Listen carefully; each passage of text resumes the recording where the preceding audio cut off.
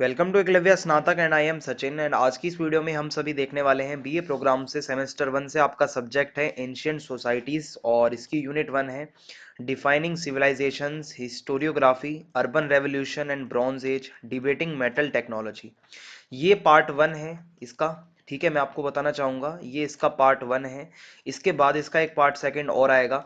सो आपसे रिक्वेस्ट है कि इसी वीडियो के डिस्क्रिप्शन में आपको प्लेलिस्ट का लिंक दिया जाएगा जहाँ पे आप इस पूरे कोर्स की सारी वीडियोस को देख पाएंगे। सो प्लीज़ आप प्लेलिस्ट के लिंक को ज़रूर चेक करें। आगे बढ़ते हैं। आपको बता दूं कि अगर आपकी कोई भी क्वेरी हो तो आप इंस्टाग्राम पे मुझे मैसेज कर सकते हैं। मेरा यूज़र नेम आप सभी के स्क्रीन के सामने लिखा हुआ है। और अगर आपको इस पूरे चैप्टर के पीडीएफ नोट्स चाहिए तो आप हमारे टेलीग्राम चैनल को ज्वाइन कर लीजिए। एकलव्य स्नातक 1 सर्च मारकर आप हमारे टेलीग्राम चैनल को ज्वाइन कर सकते हैं। सो सिलेबस की अगर हम बात करें तो ये आपका डीयू का ऑफिशियल सिलेबस है जिसकी यूनिट 1 है defining civilisation, sources and historiography, urban revolution and bronze age, debating metal technology. ये आपकी यूनिट 1 है। जल्दी ही सारी यूनिट्स कवर कर दी जाएंगी और आगे बढ़ते हैं। सो आज का हमारा जो बेसिकली टॉपिक रहने वाला है वो सिविलाइजेशंस के बारे में हम समझेंगे कि आखिर सिविलाइजेशन होता क्या है। ठीक है, बहुत सारे हिस्टोरियंस ने, आर्कियोलॉजिस्ट ने अपने अलग अलग तरीके से इसको बताया है। सो कोशिश करेंगे इजीली आपको समझ में आ जाए। सो ये जो इंग्लिश वर्ड है इसकी जो रूट्स हैं वो में 16th सेंचुरी की एक फ्रेंच टर्म है सिविलाइज, जिसका मतलब होता है सिविलाइज्ड, यहाँ पर देखने को मिलती है। वाइल द लैटिन, लैटिन में भी एक ऐसा ही वर्ड आता है सिविलिस, सिविस और सिविटेस। इसका मतलब होता है living in a city. So Latin का जो वर्ड है सिविलिस, सिविस और सिविटास, इसका मतलब होता है शहरों में रहना। और अगर आगे देखें हम, सिविलाइजेशंस मानी ऐसी जाती हैं कि ज़्यादातर ये कनेक्टेड होती हैं एक सिटी लाइफ से। शहरों की जो जिंदगी होती है उससे कहीं ना कहीं ये वर्ड जुड़ा हुआ है।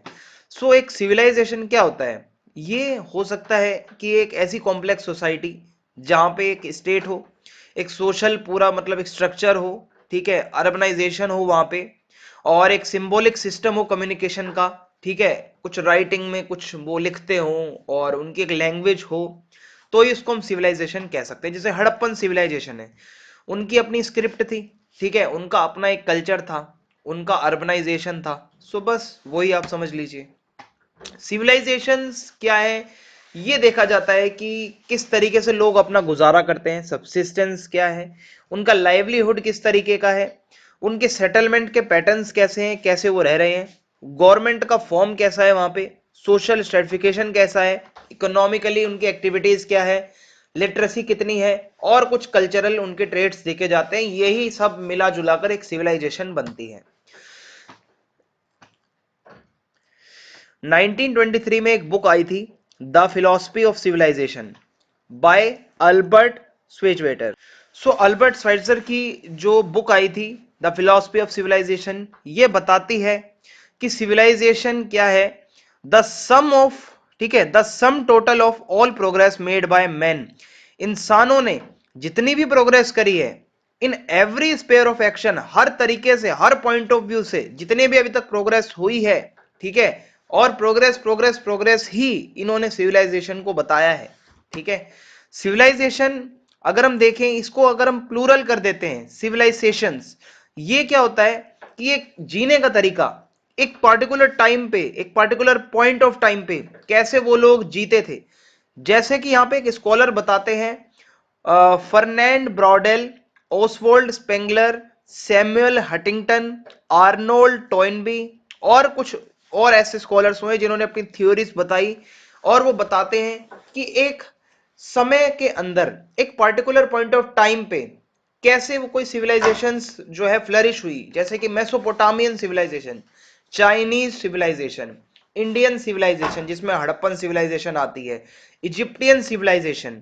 सो ये इसमें बताया जा रहा है। अब यहाँ पे सिविलाइजेशन को बहुत बारी रिलेट करके देखा जाता है टर्म कल्चर के साथ, कि भाई कल्चर भी वही सब बातें बताता है और सिविलाइजेशन भी वो सब बातें बताती हैं। बहुत बारी इसमें ओवरलैप होता है।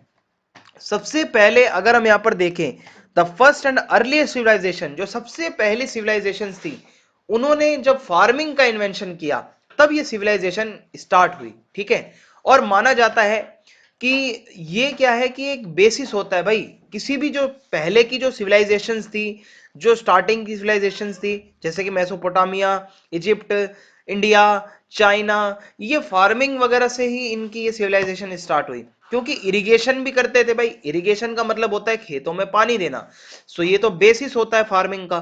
सो इरिगेशन करने के लिए इनको पानी चाहिए होता था, तो ज्यादातर सिविलाइजेशंस रिवर वैलीज के अलोंग साइड डेवलप हुई, यानी कि रिवर वैलीज के पास में ज्यादातर इनका डेवलपमेंट हुआ, ताकि वहां से इरिगेशन आराम से हो सके और फार्मिंग अच्छे से हो सके।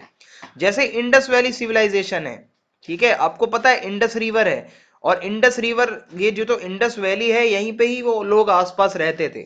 सो कहने का मतलब है कि जो अर्लीस्ट सिविलाइजेशंस थी वो ज्यादातर पानी के सोर्स के आसपास थी, ताकि इरिगेशन कर सकें। जो अर्ली सेटलर्स थे, जो स्टार्टिंग में रहते थे, वो क्या करते थे कि उनको भाई फार्मिंग करते करते उनको वुडन यानी कि लकड़ी से कुछ बनाने की भी जरूरत पड़ी, कुछ टूल्स, कुछ मेटल के टूल्स, कुछ स्टोन के टूल्स भी बनाने की जरूरत पड़ी। धीरे धीरे धीरे धीरे, क्योंकि कल्टीवेशन खेती वगैरह करने के लिए टूल्स भी चाहिए थे। इससे क्या हुआ, एक मेटल टेक्नोलॉजी को बूस्ट मिला और प्रोडक्शन भी काफी बढ़ा। समझ में आ रहा है आपको? और इसी से कुछ ऐसे लोग भी यहाँ पे इन्वॉल्व होने लगे जिनको हम आर्टिसंस कहते हैं। मैं आगे आपको बताऊंगा कि कौन कौन होते हैं।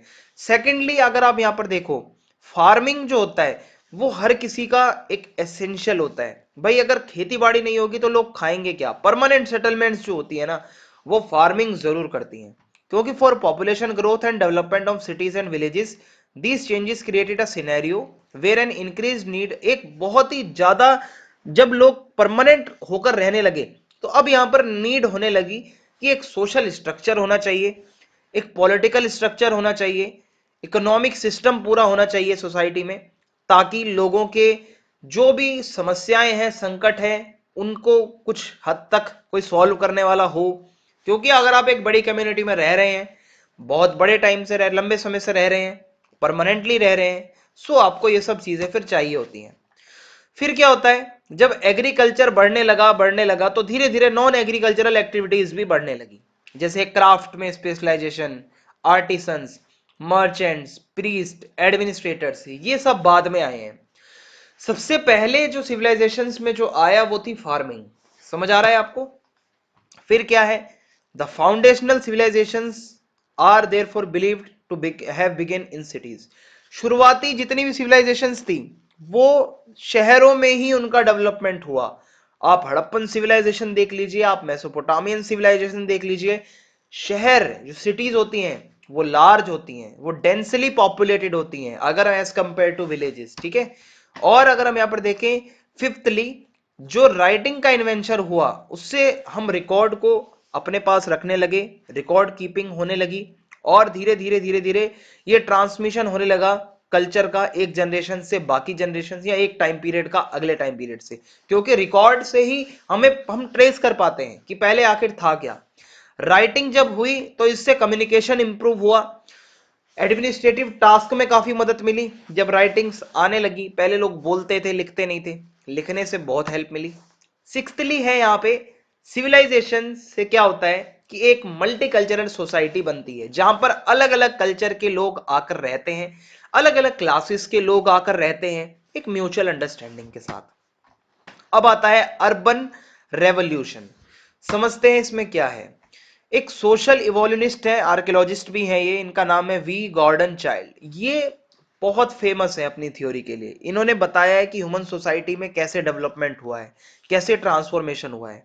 सो इन्होंने बेसिकली दो थ्योरीज बताई हैं, the Neolithic revolution and the urban revolution, और इसको हम अर्बनिज्म भी कहते हैं। सो आइए समझते हैं आखिर है क्या नियोलिथिक रेवोल्यूशन। सो चाइल्ड ने जो बताया है नियोलिथिक रेवोल्यूशन, ये बताते हैं कि हंटिंग एंड गैदरिंग करता था पहले आदमी, और उससे ट्रांसफॉर्म होकर वो एक सबसिस्टेंस फार्मिंग करने लगा, एक जगह टिककर फार्मिंग करने लगा। सो ये ट्रांजिशन था, ये रेवोल्यूशन था। अर्बन रेवोल्यूशन कंप्लीटली ये बताता है कि सोशल इंस्टीट्यूशंस और प्रैक्टिसेस कैसे टाइम टू टाइम ट्रांसफॉर्म हुई। सबसे पहले सिटीज आई, ठीक है, और धीरे धीरे बहुत सारी इकोनॉमिक एक्टिविटीज का एक्सपेंशन हुआ, सोशल स्ट्रक्चर बनने लगे, और बहुत सारे नए नए इंस्टीट्यूशंस आने लगे गवर्नेंस के। अब मैं आपको किसी भी सिटीज के अंदर 10 कौन कौन से कैरेक्टरिस्टिक्स होने चाहिए ये मैं आपको बताता हूं, जो कि चाइल्ड ने हमें बताए हैं।